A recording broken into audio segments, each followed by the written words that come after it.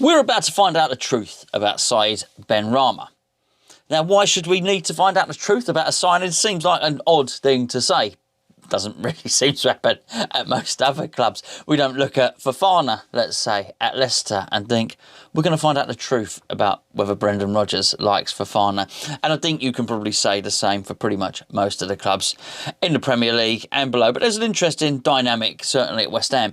And there's a few things that make us suspicious. What are we suspicious of? Well, we're suspicious that it might not wholly be David Moyes' signing. There is the suggestion that this player may have been picked by the owner, David Sullivan.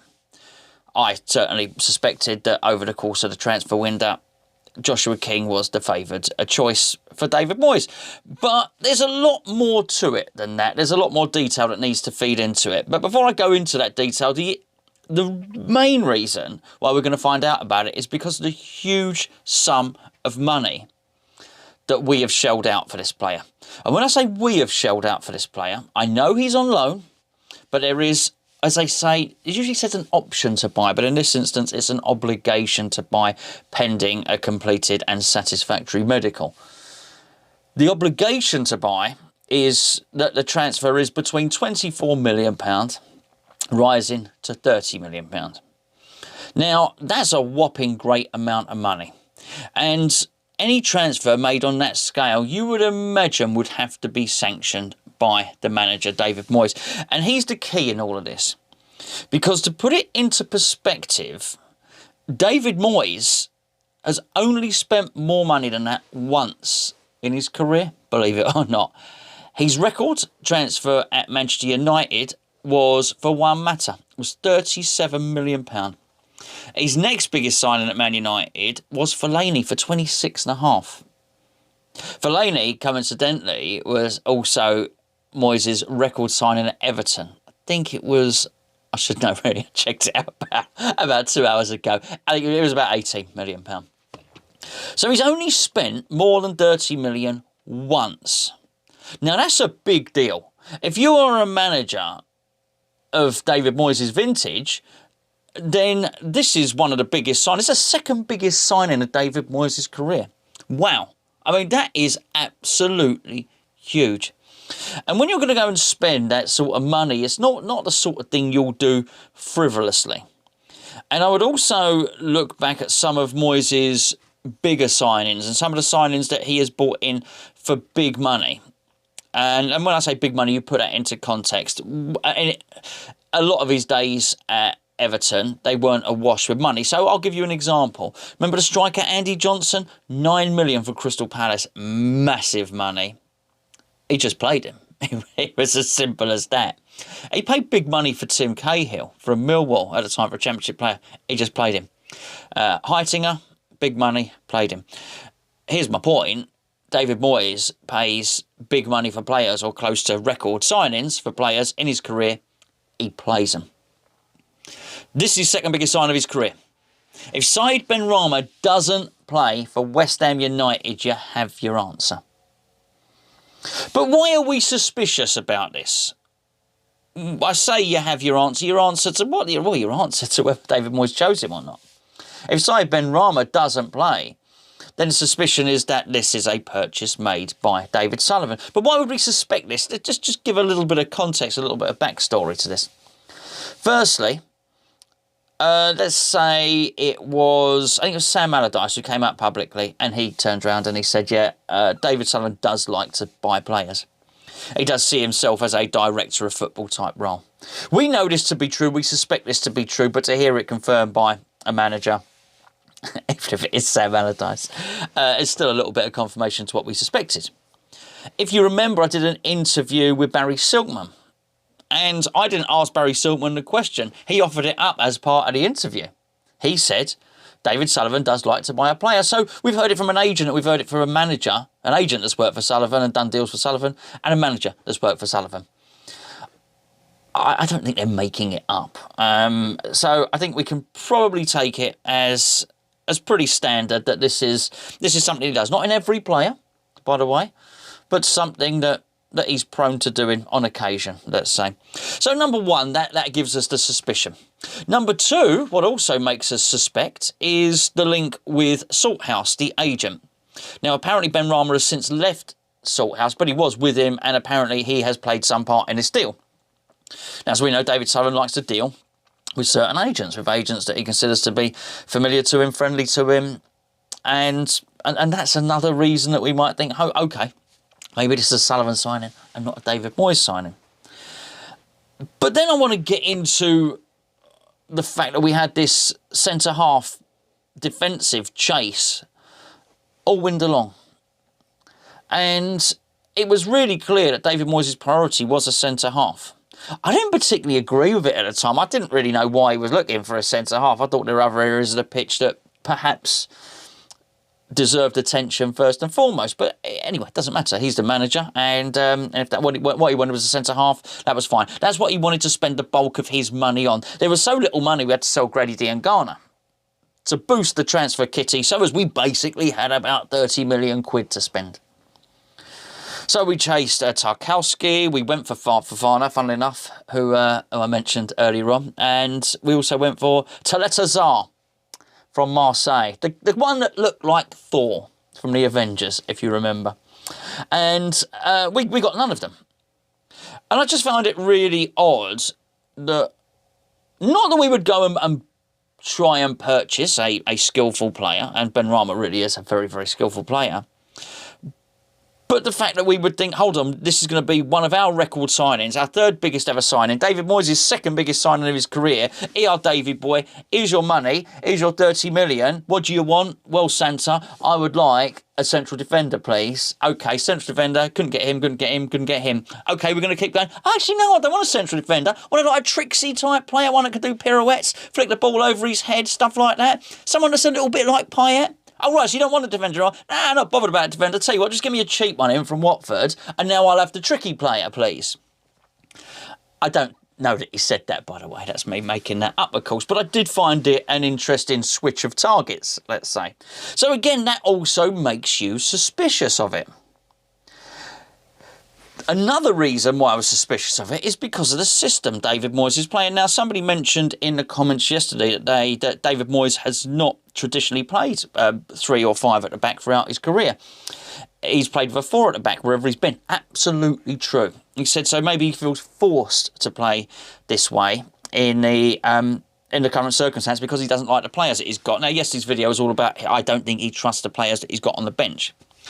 And so it would be natural to go forward on that and perhaps guess that he also doesn't like the players that he has at his disposal and so doesn't like the formation he's being forced into playing. I'm not so sure. I'm not so sure about it. I'll tell you why. When David Moyes came in on the second stint, David Moyes' second stint, his first game against Bournemouth, we won. We would have been 4-0, 4-1, something like that. Big old win, proper win.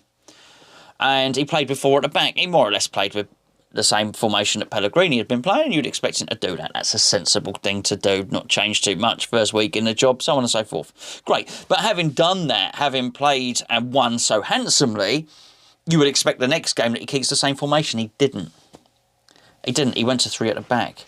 Then we also had a cup game. I think it might have been West Brom directly afterwards. He still went to 3 at the back. It was awful. Awful performance, if you remember it.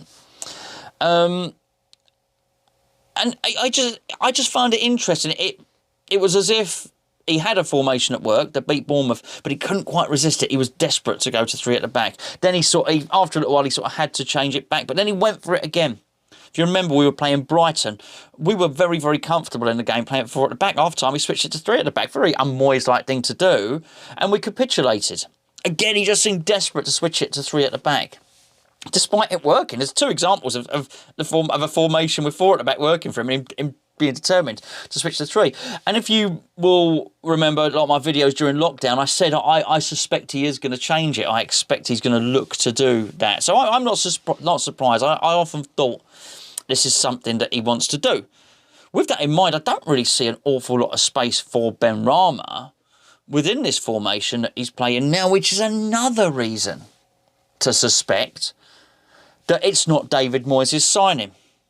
Now, there's a lot of smoke and mirrors here. There's a lot of conspiracy. There's a lot of Chief Inspector Clouseau going on here, and I may well be wrong. We may all be wrong. I certainly know I'm not the only person that suspects Said Benrahma may not be David Moyes' signing.